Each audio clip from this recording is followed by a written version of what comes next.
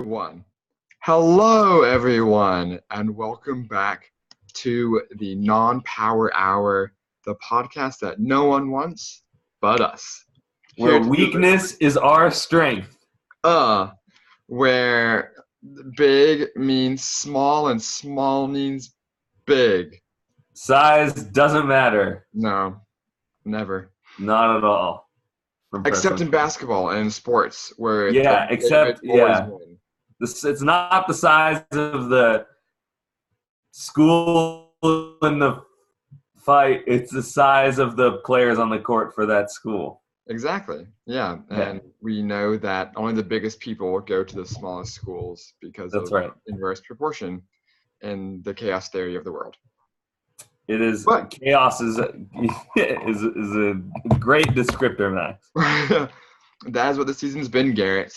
And we are here to break down some more games this week in the wonderful college basketball season of 2019-2020, seeing what teams should be on upset alert, what small schools could be making noise in the tournament come another month and a half or so, as well as some other predictions that we have set up. So I'm Max Stacks, hosting today with G Lash Cash, money in the bank. In the bank. In the bank. And we're going to tell you about what games we're liking this week. So Garrett, do you want to kick us off with action? Do the honors. All right, let's get started. I believe this game is sometime on Saturday evening.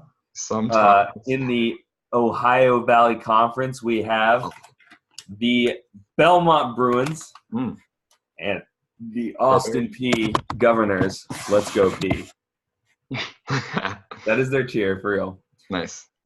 So Belmont, as you may know, just came off a very, very strong season. They received an at-large bid to the NCAA tournament. I'm not sure if it was for the first time ever, under Coach Rick Byrd, who just retired last year. And they are under a first-year head coach whose name escapes me at the moment. But he is leading the team to a decent standing in the conference. Again, this team is a veteran team. But Austin Peay's been a little bit of a surprise. They, too, recently got rid of their longtime coach, and they are sitting now at 7-0 in the conference. And they have one of the most dynamic players probably in the conference, definitely up for OVC Player of the Year, Terry Taylor. He's averaging over 23 and 9 per game. He's an absolute beast. But I think that, Belmont they racked up some wins in non-conference play. They beat their rival Lipscomb twice. They beat West Carolina. They beat Boston College. They beat Middle Tennessee. And they had a close loss to A10 contender St. Louis. Austin Peay, not so much. And I also think that their conference record is actually a little bit misleading. They haven't touched the top 4 teams in the conference. Actually, only one of their 7 wins have been against a team with a winning record in conference. That was Tennessee State last night or 2 nights ago. So I'm going to give it to Adam Kunkel, who's absolutely stepped up this year, led this team, has the ball in his hands all the time. He averaged only 2 points last year as a freshman, up to 17 points per game this year to lead the team. And these are 2 teams that just point so much offense. If you love that kind of game, I believe Belmont is the 12th ranked team at 81 points per game. Peay is 32nd ranked, and this is out of 350 schools or so. But I like Belmont, given the experience, a little bit tougher schedule so far. They've been more tested. Peay has been they've been almost systematically playing the weakest teams of the conference so far. I think that comes to an end, even though they have the home game. Give me Belmont on the road for this magical in the battle of the state of Tennessee, I believe Austin Peay, Tennessee. Could be wrong. I thought it was Texas, but I really have no idea. Something to Google in the next 20 seconds. That is what I'm doing. But continue for me Yeah. and pretend like I'm not doing that. Yeah, of course, of course. I'll talk about a game that I've properly researched because it's from one of my favorite conferences, being the MAC. Some classic MACtion on a Saturday. The MAC or the MAC? No, the MAC, the real MAC, the Ohio MAC. Actually, fun fact, I love the MAC, like I said, and I have the NCAA football game. Wow, I just said yes. Football. Is it which year do you have it? 2014, the last one. Ooh. And I'll play as like Eastern Michigan or Ohio or whatever small team I want. And for a little bit there, I changed the MAC to the MOC, the MOC, for the Michigan-Ohio Conference. And I put Michigan, Michigan State, Ohio State, all in the conference with Eastern Michigan and Central Michigan. But you can do that? Yeah, you can make your own conferences. Oh, that's lit. I need to play this game. There you go. So the MOC. Take that, advisory board. Big conferences. We don't need you. Yeah, let's just go by state. Get the Carolina Conference, the CCs, Texarkana. Yeah, that's a good place. Oklahoma. Yeah, the Texahoma. Yeah. Is there a New Texaco? I feel like Texaco. New Texas. New Texas. Isn't there like Floribama? Isn't that a place? There is Floribama. That's some trashy place. For the record, Austin Peay is located in Clarksville, Tennessee, whereas Belmont is located in Nashville, I believe. Yes. Yeah, I've not been there. I've been there before. I have not, but I had friends that went there to do music stuff. That's all they're known for. That big basketball wins. Yo, big basketball school. Big. BBB. Big all right, basketball. Max, what you got for us on okay, this? Cool. Yes, MAC, the MOC, whichever one. I'm looking at Akron on Ohio. Speaking of the Ohio side of the MOC. And I'm highlighting this game because Akron has had a quite good season. In fact, they're 15-4 on the year, 5-1 in conference, and 2 of those losses outside of the conference have been to West Virginia, who's a perennial powerhouse, although not as good this year. They are ranked, I believe. They're ranked. Yeah, that's what I thought last, but my most recent search had them not ranked. I think they lost a couple times, but whatever. Yeah. They're around there. They're pretty good usually. But their other loss, Akron, was to Louisville by, I believe, 10 points, 6 points to Louisville, in Louisville. So, number 2 team in the nation, taking them down to the wire in a pretty close-knit game. So this is a team that's done very well. And outside of a weird loss to Toledo and Liberty, have been handling their opponents. In fact, they're top 65 in the top 65 of all Division I schools in points per game, points allowed per game, as well as rebounds, and in the top 3rd in assists per game.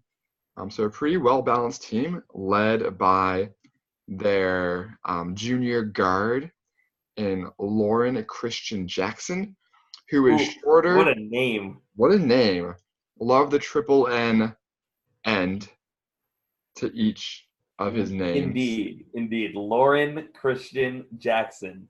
Got it. Have a triple rhyme almost. Yeah. And even better about this guy is that he is 5'8". Oh, what a legend. What a legend. The best players are that small. Yeah, honestly.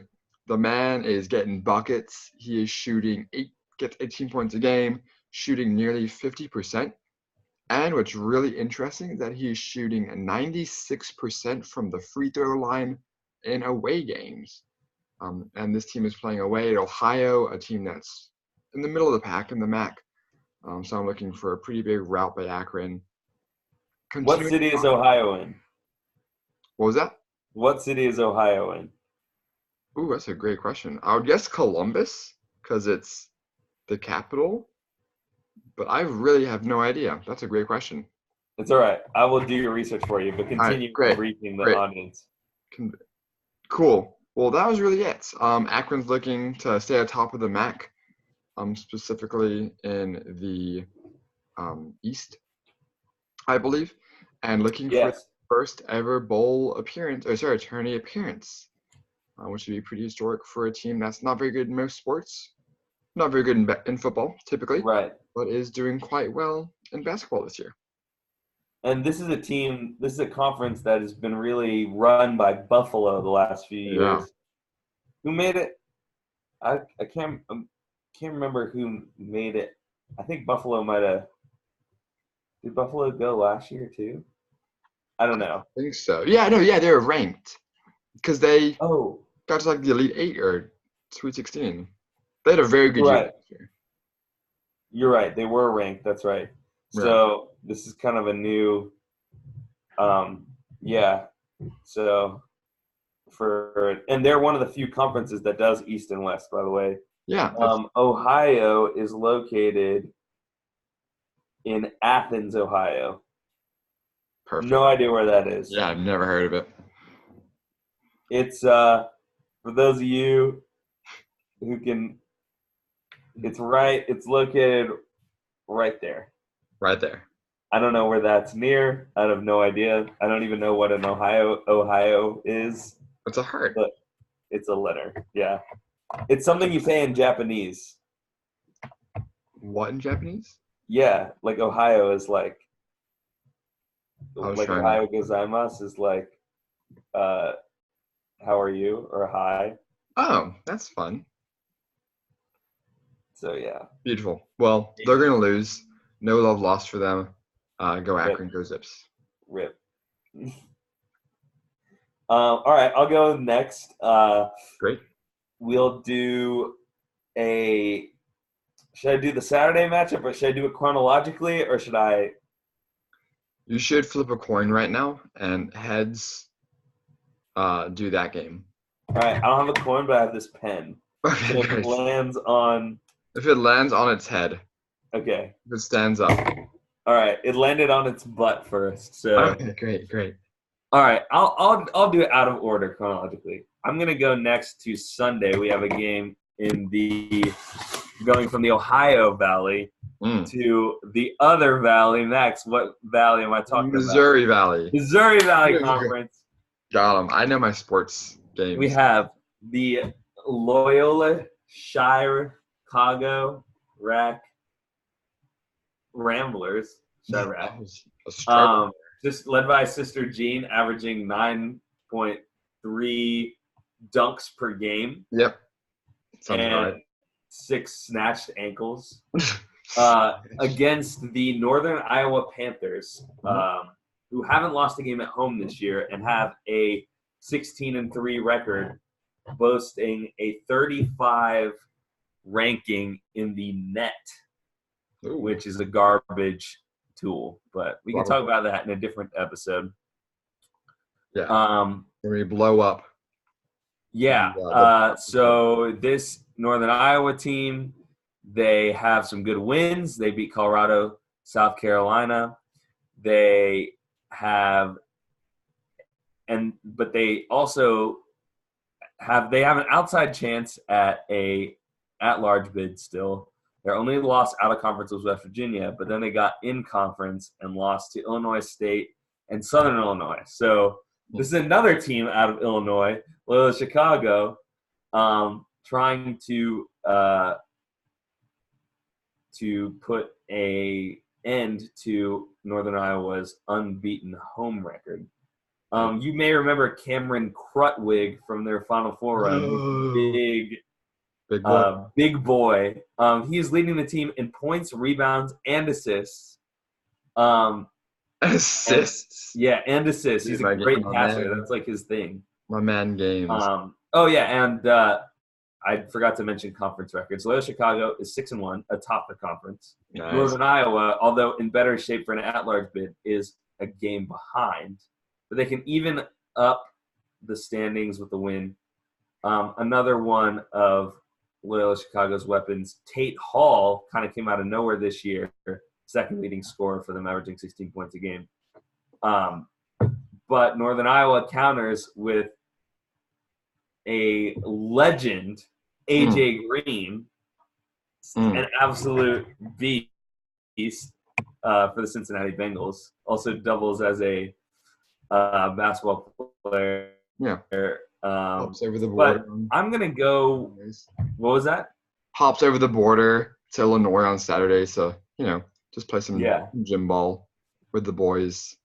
I'm going to actually go – I'm not sure if this is a total upset or not. I didn't see the line. But I like Loyola Chicago to take this one and a little bit of a surprise maybe, mainly because their defensive efficiency is significantly higher than Northern Iowa's. Chicago's has top 30 defensive efficiency from what I saw, top 20 overall defensive points per game. Northern Iowa down in the hundreds, I think, something like that. So I like big man Krutwig to make some plays at the end of the game and ramble on to a 2-game advantage over probably their biggest threat in the conference. Set themselves up for a good conference tournament position in March. And Max, you got something better than that? I have something. I am looking at the MEAC, which is a pretty open conference, to say the least.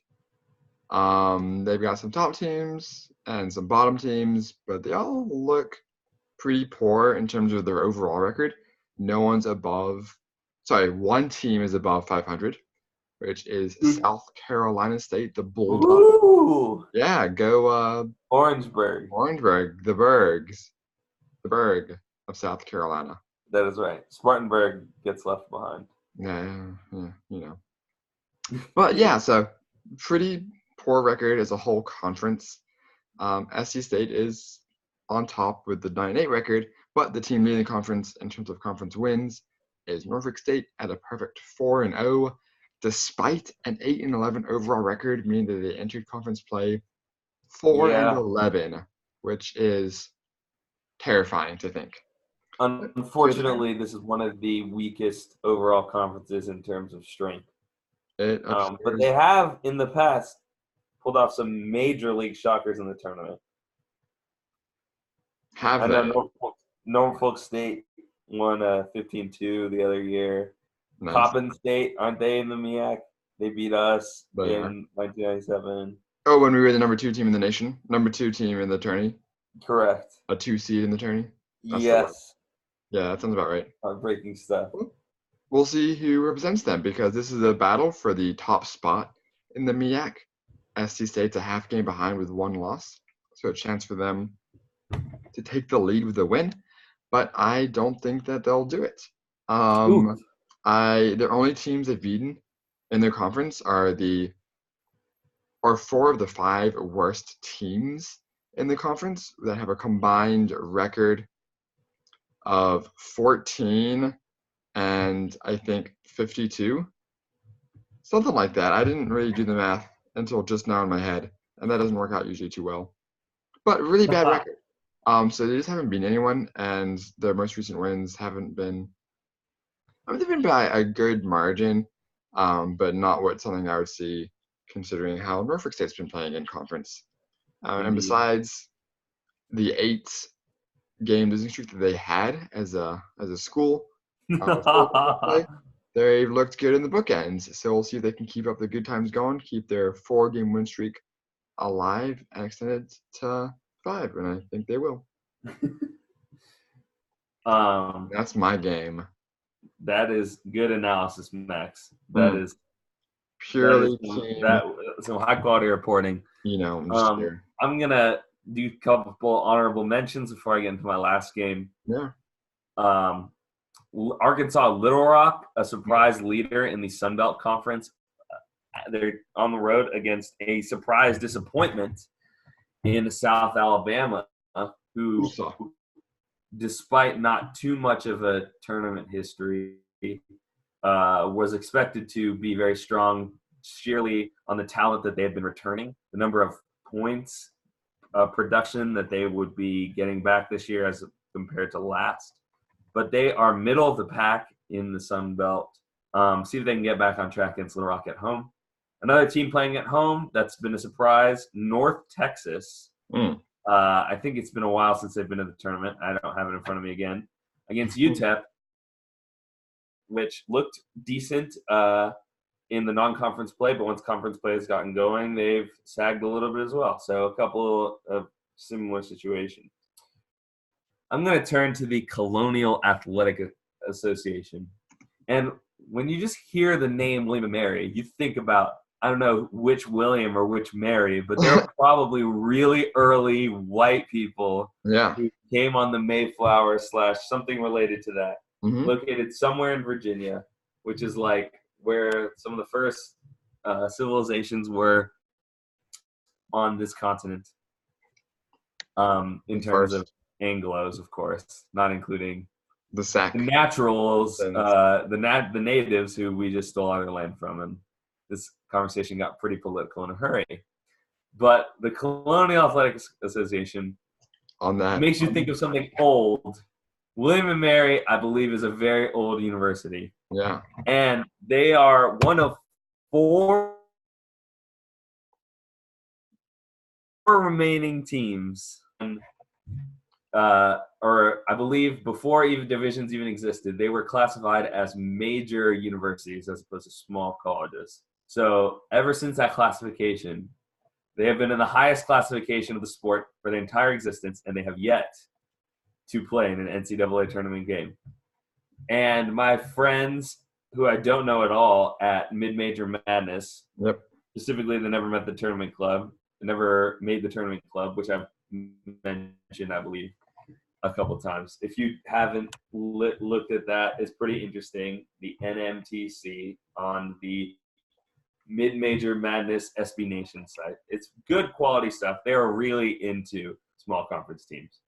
But yeah, so I think that this team is like every year that they're like close, they get excited. Obviously, when you go 80 something years without having made an appearance, you think you have a lot of close calls. You relish it. So this year they are playing Towson at home. They are leading the Colonial at 7-1. Towson at 5-3. So this is kind of a key game to kind of stay on top. Definitely assure them of the number 1 seed in the tournament. Maybe if they clean out the rest of their games, they could be in a at-large conversation. Kind of doubt it. They've lost a couple of puzzling games. But they've had some quality losses. They lost to Oklahoma, Stanford, Buffalo. They've only lost 6 times this whole year. And they're led, and these 2 teams, Towson and William & Mary, contrasting in styles. Towson very much plays through their veteran guards, Brian Fobbs and Alan Burhall, I think. Burhall. Something like that. Okay. So that very guard-oriented. William & Mary, very much the opposite. Their 2 leading scorers are 2 senior forwards, Nathan Knight and the foreign national Andy Van Vliet, or Vielt, but I like Vliet better. Vliet. They are the leading scorers, and the offense flows through them. So when you take a look at the size, as I was alluding to, size matters. The tallest Towson player that really gets any playing time is 6'9", whereas Andy Van Vliet is 7 feet tall, and Nathan Knight is 6'10". So I think that they're going to go to town. They are comparable on the defensive end, but William & Mary much more efficient on the offensive end. I'm like William & Mary at home to extend their grip on this conference race and hopefully set themselves up along with, I think it's them. I think Army is one of the teams, the Citadel, and St. Brooklyn, New York. I think those are the 4 teams. Northwestern just got off the list a couple years ago. They were on the list for a while. Hell yeah. So, Max, I believe this is a good segue into your probably height challenged, because they have a certain height requirement that they need to abide to. But give Yeah, me the absolutely. tribe. Garrett is, of course, talking about the wonderful men and women who serve in our armed forces. Thank you for your services, and thank you for your basketball prowess as well. Talking about Army and Navy, fighting on the hardwood for some consecutive year in a row probably is equally as important as the football game they play, or not at all. I don't know really. But Army Navy are playing. Army is going on the road to Annapolis to take on the Midshipmen. Woo. This is a game that's pretty heavily favored in Navy's way, as a 75% um, betting odds or whatever the term is. But I think that is a mistake. I think Navy has too poor of an offense to be comfortably favored in any game, really. And what I really love about Army is how they play team basketball, which I think is really key for a team that is undersized as a whole. And you just can't generate a lot of offense naturally in that way, but needs to spread the ball around and push on the defense from assists and from sharing the rock. And my boy Tommy Funk, their leading player in terms of minutes and assists for sure, with nearly 7 assists a game. I think can do enough to keep the Army offense moving to outpace Navy, who has just not done well scoring all season. Beyond that as well, the Army's on a 3-game win streak and have looked pretty strong in those recent games, so perhaps something's clicked with them to be able to muster up that ability to win, and taking on a team of similar size, I think can help them continue this streak and jostle their way back up to the standings and take down the number 2 team in the standings in Navy. So give me Army, led by the Funk Master, Tommy F. over the midshipmen. Tommy, Mr. Wild Cherry Funk. I like it. Yeah. Tommy Railroad Funk. Grand Railroad Funk. Grand Funk Railroad. That one. That one. Do you want to get into small school or the conference picks next? That's a great question. Let's do the small school, because I am excited for this small school this week. Y'all are in for treats. Naturally, when looking for a small school, I went to the next lowest division in Division 2. Simply looked at the rankings and chose the number 1 team as of last week to talk about. That school is Bellarmine University, a small Catholic school in Louisville, Kentucky. That is pronounced Louisville, excuse me. You don't pronounce any of the letters besides the L and Ville. Louisville. Oh. That's what we're looking at, Bellarmine. They were 14-0 entering this past week, but have actually lost 2 games in a row. But more importantly, what I want to highlight, besides the basketball team, is the background of how the school was founded, and specifically where the name came from. So, being a Catholic school, naturally, its name comes from a previous cardinal of the Catholic Church. Lame. Yeah. And Mr. Robert Bellarmine. But what is not lame, or at least what is interesting about him, is kind of lame, and what it was, is he is very well known for challenging Galileo and his theories and scientific reasoning that, in fact, it is the Earth that moves and the sun that is immobile and stationary. I think he's right. What a great figure to name your school after. Exactly. You know, we just have learned nothing since the 1400s or 1500s, whenever this discovery was made. What are facts, Max? What are facts? What is science? It's just they're numbers and words, and that means nothing to me, except on the hardwood and gridiron and diamond and other sports that have numbers. But that's where the school gets its name, from the High Cardinal Robert Bellarmine, who was challenging Galileo for his heresy, his heretic science mumbo jumbo. He's a freaking clown, He Galileo. Is.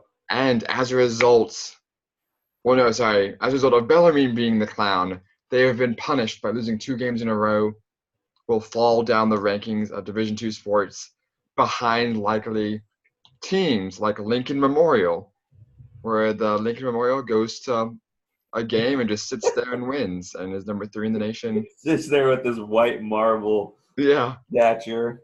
Yep. They will likely fall behind West Texas A&M because East Texas A&M, aka College Station, just isn't good enough. Right. They'll fall behind Indiana, Pennsylvania, the number 7 team. They couldn't decide which one they wanted to be. Yeah. And perhaps this team's even in danger of falling behind Chico State and DBU. So we'll see if they remain in the rankings. They probably will be, but I just really want to tell you the names of some really funny schools in Division II rankings right now because I love it all. There you go. But that is our Division II school of the week. Bellarmine, previously number 1, lost 2 games in a row, so we'll see where that takes them, but still in strong contention. Also, moving up to D1 next year. I don't know. I didn't see that, but I believe you because you are a genius. I control everything in terms of college sports. So. Yeah. Oh wait. All right.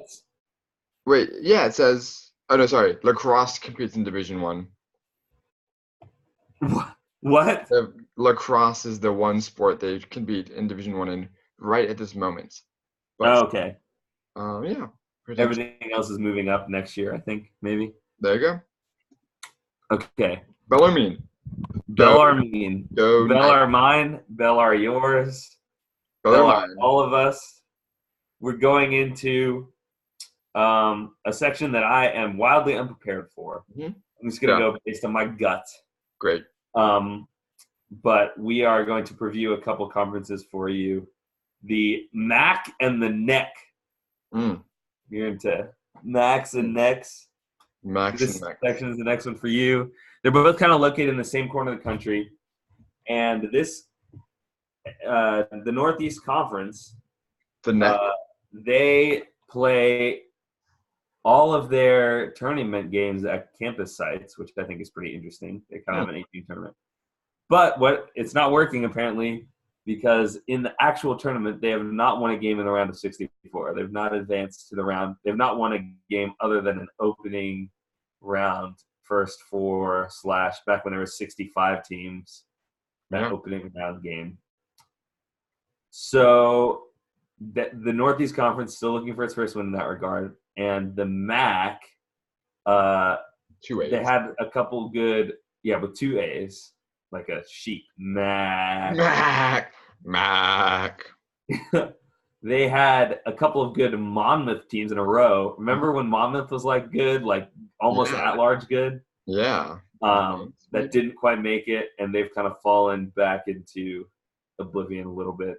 Yeah. But Max, who do you see coming out representing these conferences in the tournament? Yeah, that's a great question. Garrett. That was a bad one.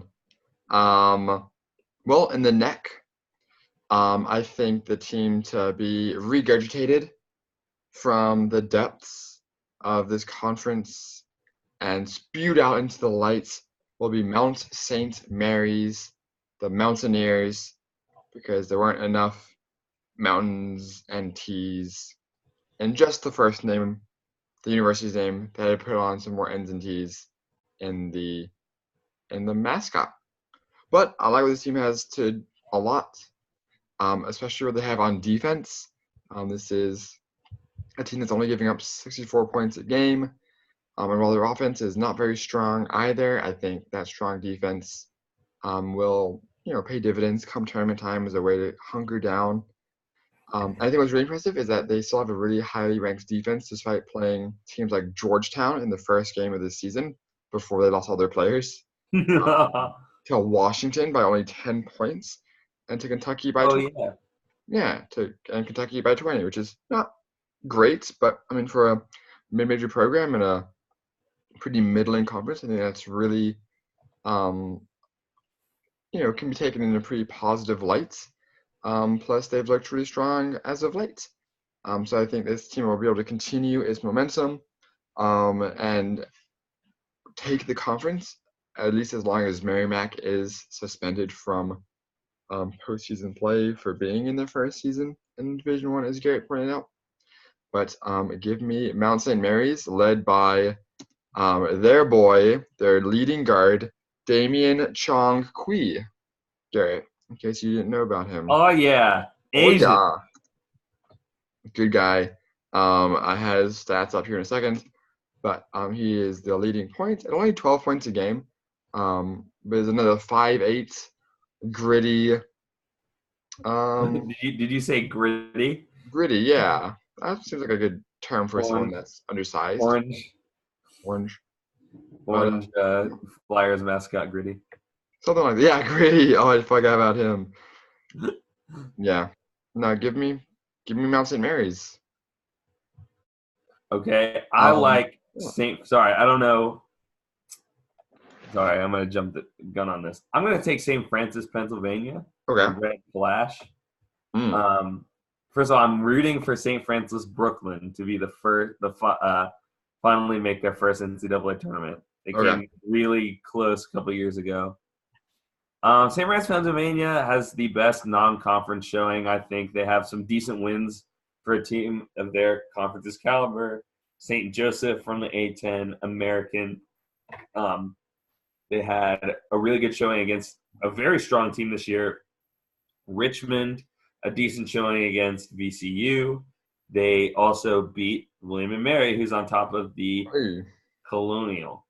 And they've already had to deal with the Merrimack buzzsaw. I don't know if we were talking about it off the air or on the air, but Merrimack is currently the leader of that conference by a clear game and a half, I think. And they are ineligible for the tournament purely because they're reclassifying from D1 to D2. So I don't totally understand the rule. I think if you're probably at a disadvantage if you go from D2 to D1.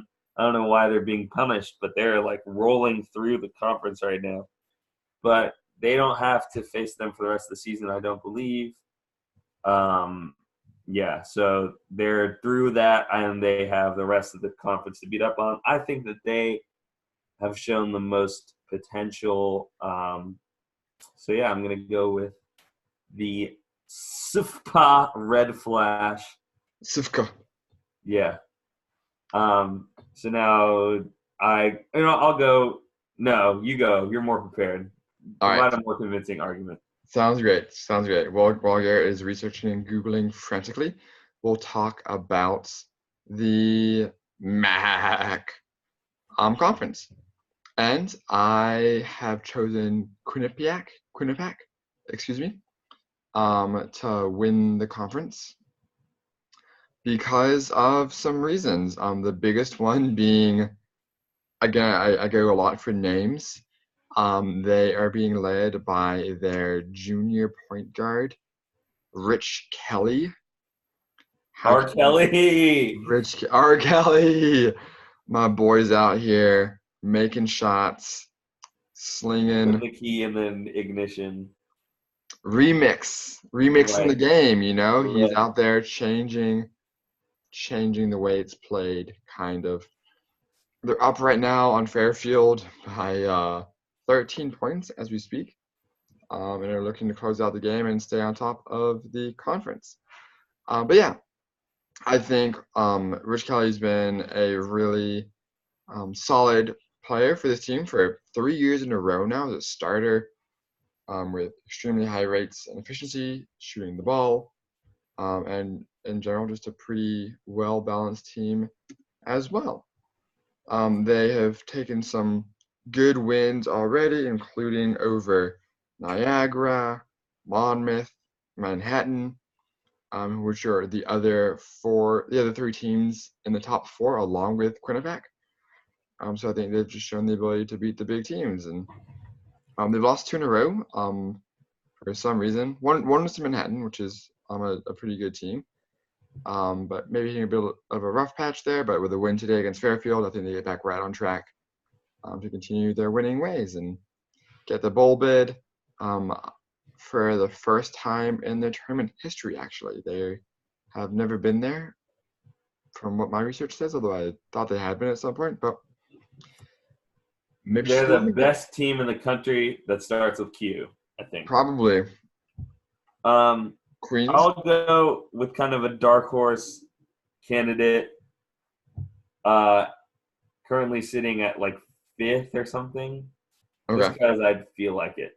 The Rider Bronx. I just noticed that they had beaten a couple Power 5 teams. And by the way, this conference, top to bottom, going into today was 2 games. Right now it's at 3. So it's anyone's conference, really. Plus, it doesn't really matter what you do in the regular season as long as you win the tournament in a conference like this. Fire. But Rider actually beat a couple of Power 5 teams the last couple of years. So they have some of that coming back. They have a 10-8 record. And I really like their balanced scoring. They have 4 players averaging in double figures. 2 of them at an identical 14 points per game. Nice. One of them, Demencio Vaughn, a junior guard. But they are also have presence in the inside with Tyer Marshall, senior center at 6'9". He's averaging 14 points a game, and they both rebound well, along with their leading forward, who averages almost 13 points a game, Frederick Scott. So it's very balanced scoring, and they have position scores all over the floor, so they can't really be shut out in one specific facet. So I like that, and in a tournament, anything can happen. So as long as they shoot the ball well, space the floor, I like Rider to ride or die into the NCAA tournament. And that's the tea. That's the tea, Max. That's the tea. You sipping that tea, my guy. All right. Well, we've been on the air for a long time. Do you have any special message for Go Red Raiders. Taking on Kentucky, go Cox, taking on Vandy because we're never invited to the Big 12 SEC Challenge because no one likes us. It's okay. The Pac-12 there isn't a challenge with the Pac-12. You don't play the West. You don't just all play Gonzaga. Yeah, honestly, because our commissioner sucks. Fire Larry Scott. You heard it from me first. He's a piece of trash. Yeah, I mean, he's a great guy, but he can't run a athletic conference. Yeah. He can't run the AC. Great. All right. Well, I think that does it. If you are watching, please hit us up with some suggestions. Yeah. Hit that Twitter. Some swag. If you're a graphic designer and would like to help us bring our logos that we have designed to life. Yeah. If we're going to put Garrett's water polo poster that's above his head right now and use that as a design for our show, I'm not opposed to it. Look at it. Look at the muscular ripples of that man's chest and forearm. Look at that. Look see that, like, is that an athlete? Look at that. Look at that, like, muscle right there. Looks so cool. I don't really know if that means. And then boom, look at those. I bench pressed 700 that year. Wow, as a high schooler. And this was my 14th goal of the game. Yeah. For people that don't know water polo, that's pretty impressive. That would be a world record if it was an official game. Ouch. You hurt me, Max. I love you, Garrett. I want you to know that. Cool. Well, thanks, people, for watching our definitely long episode. It's been a while since we've had a good one, so hopefully it was fun and entertaining. And we will talk to you guys next week. That's right. Go Cox. Go Cox. Beat Auburn. But that's too late now.